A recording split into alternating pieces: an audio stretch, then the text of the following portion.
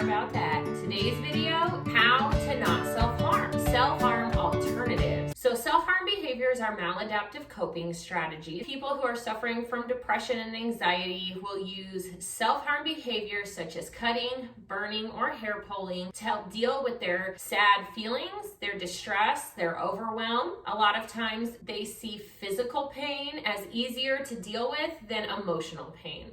So today, I'm going to give you 3 alternatives to self-harming behaviors. So if you are utilizing a maladaptive coping strategy and you want to find a healthier alternative to doing so, follow along and watch this video so you don't miss out on any of the 3 tips. Okay, let's jump right in. Tip number 1 is to use an elastic, such as a hair tie or a rubber band. You can use this to pull and then snap your skin on a sensitive part. It gives a little bit of a sting, but it doesn't break your skin and won't leave permanent markings. The second and third alternatives I have both include writing utensils. So if you have a pen, a ballpoint pen such as this one, you can use this to write or draw on yourself, whether it be on your arm or your legs. It does have kind of a scratchy type sensation, so you will feel it. However, the ballpoint pens are very unlikely to actually break your skin or cause any health issues. The last one is to use a writing utensil, whether it be a ballpoint pen or a marker, and to do the same thing. However, for this tip, you want your writing utensil to be red in color.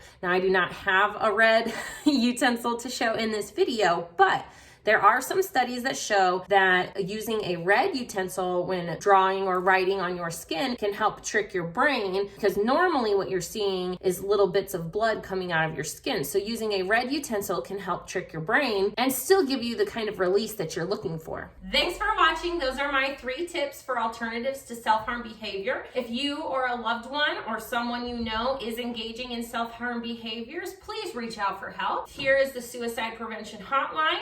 Not all self-harm behavior is an attempt at suicide. However, it is a risk factor. So if you are struggling with mental health and you have turned to self-harm behaviors as a coping strategy, please reach out for help, get some professional help, call the hotline, use the text line, and get the help you need. I hope you guys have a great day. We'll see you right back here tomorrow. Shut the door. I'm almost done.